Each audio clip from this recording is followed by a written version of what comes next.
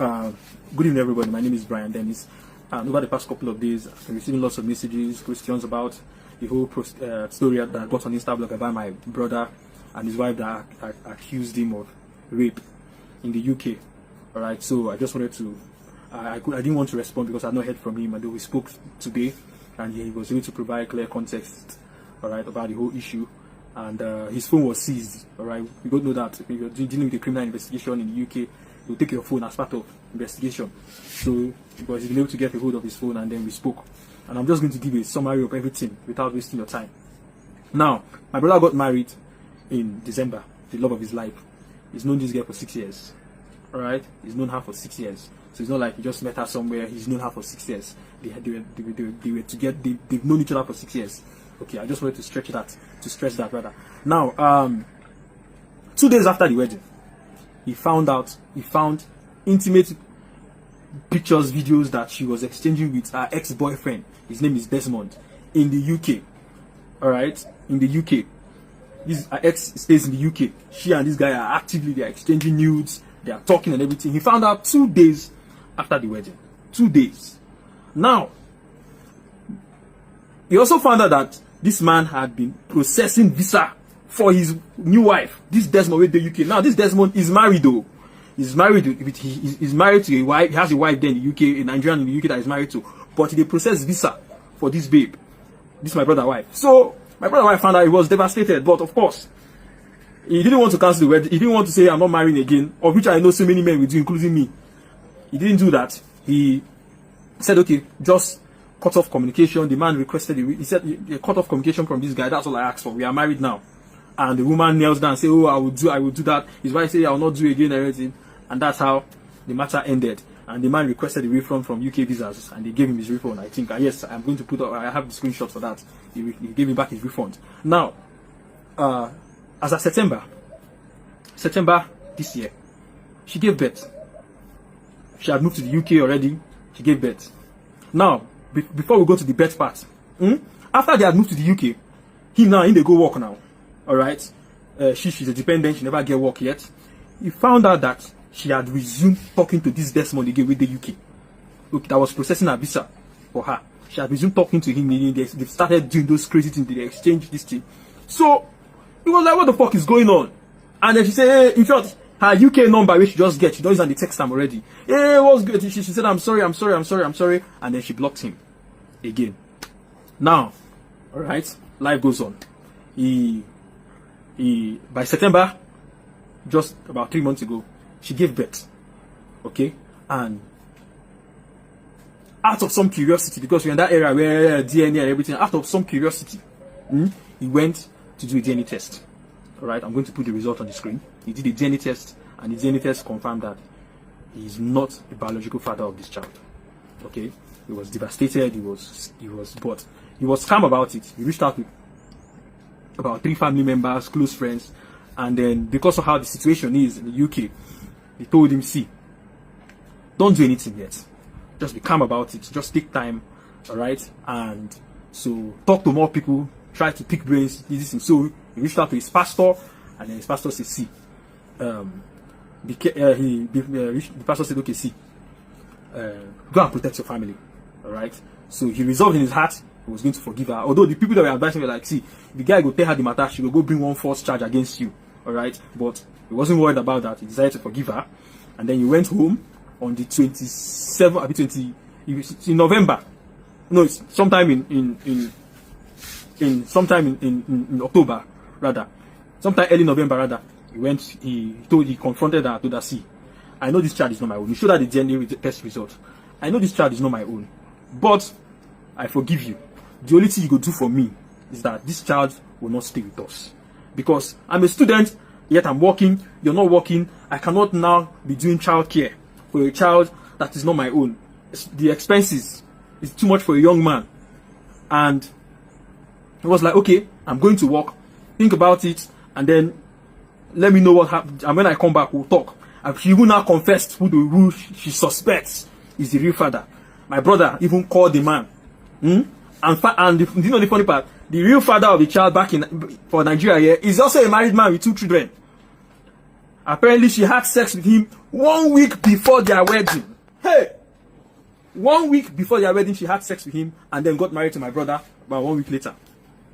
Now, my brother called him and said, "Oh, no quarrel. See, if I say you're picking, you get picking here, how we go do?"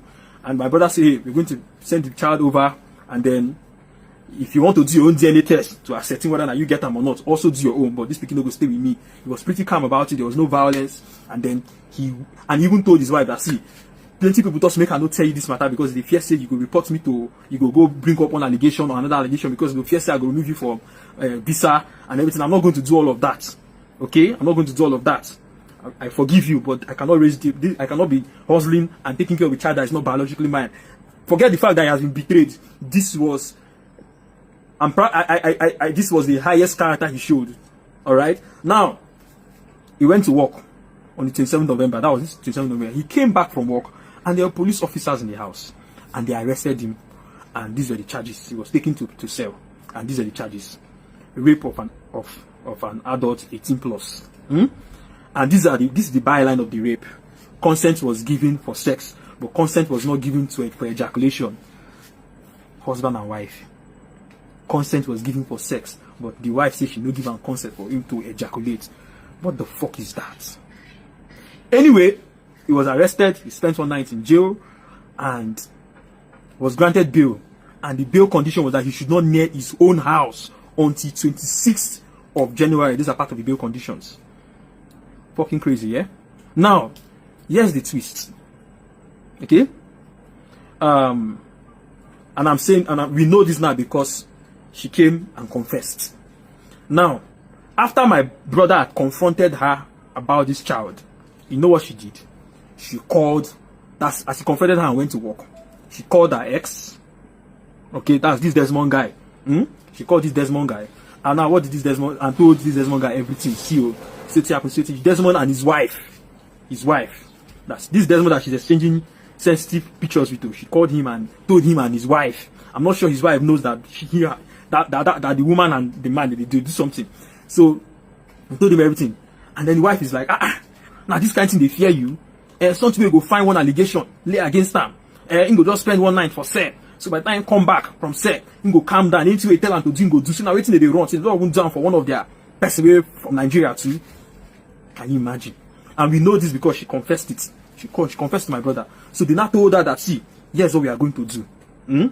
Now, I didn't state this, but when he found out that she was chatting with this same Desmond with her UK number, it got so bad that at a point he said, okay, let me buy you a new phone. He collected that old phone and bought her a new phone. And there was one, bought her a new phone. Now, so when they tell this Desmond and his wife the matter of the accusation, the one way she don't catch her now, she don't talk and Desmond say, and the wife want to say, okay, they go Adam saying a coercive behavior, saying they coercive, and then she add rape.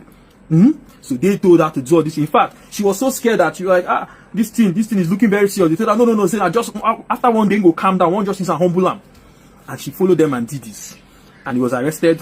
And these are the things that came after his arrest. He lost his job. Immediately, he was suspended from work immediately. Now, his DBS was updated. For those of you in the UK, you know what that DBS means, that a rape charge has been added to his record in the country. What that means is that he cannot work in some places again for his life. Just because of that charge.